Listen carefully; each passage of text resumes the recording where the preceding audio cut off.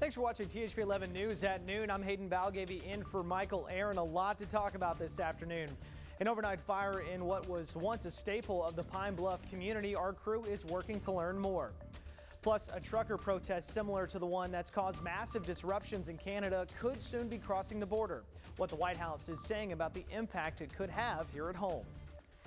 And a man able to hug again after 8 years thanks to a new tool. We're introducing you to the Arkansas State students who made it happen. But first, we continue to follow two fires in different parts of the state this afternoon. Crews in Searcy and Pine Bluff spent the morning fighting the flames. We want to start with Ian Russell, who was in Pine Bluff with what we know about the fire at the Pines Mall. Ian?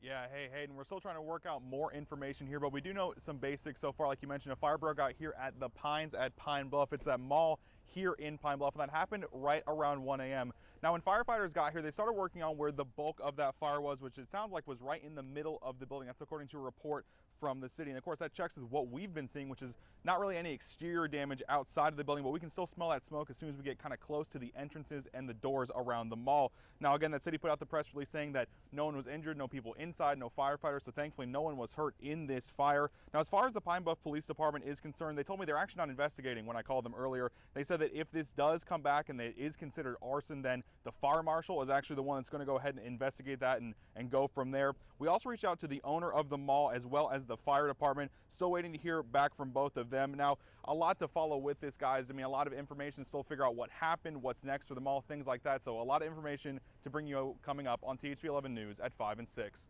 Live in Pine Bluff, Ian Russell, THV 11 News. Thank you, Ian. Now to Searcy, where firefighters spent the morning putting out a fire in an apartment complex. THV 11's Michaela Johnson has the details for us. Here in Searcy at Melody Lane Apartments, flames have displaced everyone who lived here. Some residents telling me they have lost everything, but crews say that everyone did make it out alive. I'm just thankful I'm here and thankful everybody else to see is made it out. You know, that's all I'm going through my head and thankful. You know, I'm gonna keep surviving and moving on. That's all you can do. You know, don't give up. Those crews have been working since just before 1 a.m. and confirmed that it all started in an apartment with residents inside who again are out safe. But Searcy Fire Department and other volunteer agencies continue to work past the 7 o'clock hour because of just how widespread the flames are, thanks to an attic that connects all the apartment units. This and limited access to the side where flames started caused crews to take a defensive approach. Safety, their main concern. Now the cause of the flames is still to be determined. We'll be keeping you updated on THV11.com. Michaela Johnson, THV 11. Thank you, Michaela. The community is now working to collect items for those who have been displaced. More from the officials and the people who lived in that apartment complex coming up tonight at 5 and 6. Meteorologist Nathan Scott joining us this afternoon. And Nathan, weather-wise, I have to say, I gave a big thank you to Scott Covert this morning on Wake Up Central. I guess I should thank you as well for another wonderful afternoon. I don't want to ruin your forecast, but it's looking perfect outside right now. Yeah, don't take away my story, Hayden, but good afternoon to you. It's a pleasant Thursday around the region. We're seeing a little more in the form of cloud cover that has made its way through parts of the area, but temperatures still not too bad. Upper 50s to lower 60s. Now, where the densest cloud cover is, you folks in Clark County seeing a temperature of 50 right now in Arkadelphia. Meanwhile, it's 72 in Texarkana. So there's a weak boundary making its way through, and temperatures will just be a touch cooler than what we saw out there yesterday, but still above average. I'm calling for highs probably into the mid 60s here in central Arkansas. Take a look at your hour by hour.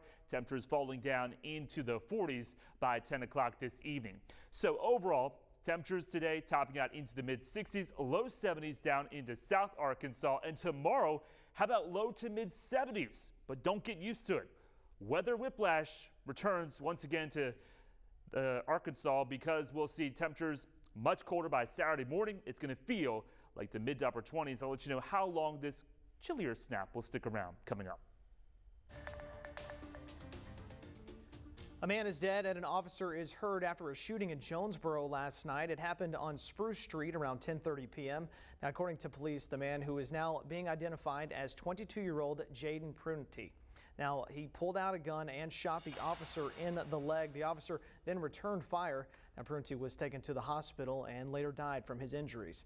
The officer is recovering. The case is now being handed over to the Craighead County prosecuting attorney, who will determine whether the use of deadly force by the police officer was consistent with Arkansas laws.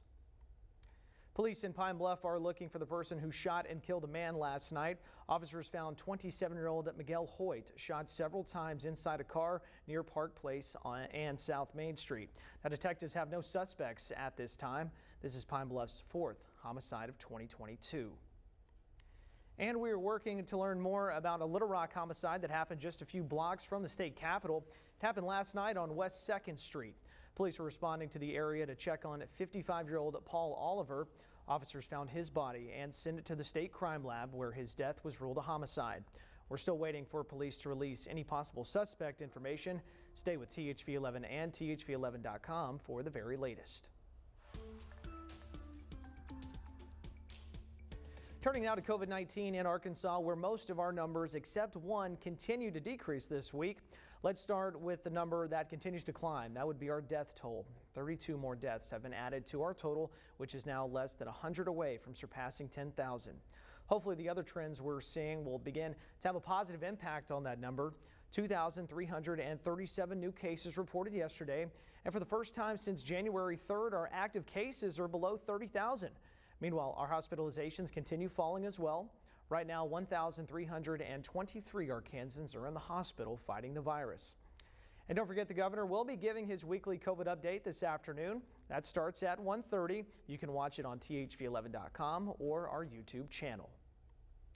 Now, when it comes to COVID patients, more and more treatments continue to be available here in Arkansas. Most recently, the 2 newly authorized antiviral pills. So where are they in the state, and how do you get your hands on them? Well, according to the Department of Health, the state receives about 720 doses of the Pfizer COVID-19 pills and 3,000 of the Merck ones every 2 weeks. They're available in hospitals, Walmart, and about 105 community pharmacies. But a lot of treatments are sitting on pharmacy shelves because the FDA prohibited pharmacists from prescribing these pills. With something that is as time sensitive and that can be as beneficial as an oral antiviral treatment, it's a very large hurdle in getting those patients started as soon as possible. Now, if you start to have COVID symptoms, get tested and go to your physician immediately. That way they can prescribe you for these pills as soon as possible. There may be a Justice Department investigation into former President Donald Trump's handling of documents when he left office. The New York Times reports workers from the National Archives found possibly classified information in documents recovered from the Mar-a-Lago resort. Ed O'Keefe is at the White House with what we know. The concern here is not just how former President Trump handled national security secrets after he left the White House, but also whether the Justice Department is going to have to wade into what would immediately become a politically divisive case. According to the Washington Post, among the items found in those 15 boxes recovered from Mar-a-Lago were letters between former President Trump and North Korean leader Kim Jong-un, a letter left for Trump by former President Barack Obama, and the map of Hurricane Dorian that Trump altered with a black Sharpie to falsely claim he hadn't been wrong about that storm's path. In a statement, the former president says he's had collaborative and respectful discussions with the National Archives, and a source familiar with this situation reminds us that just because it's been referred to the Justice Department doesn't mean there's going to actually be a criminal investigation or prosecution. Source adds that this is standard operating procedure when people are concerned there might have been criminal violations. This morning, the House Oversight and Government Reform Committee says it also wants information from the National Archives about what exactly was in those boxes. All of this a reminder that the former president continues to face a world of legal trouble more than a year after leaving office. Ed O'Keefe, CBS News, the White House.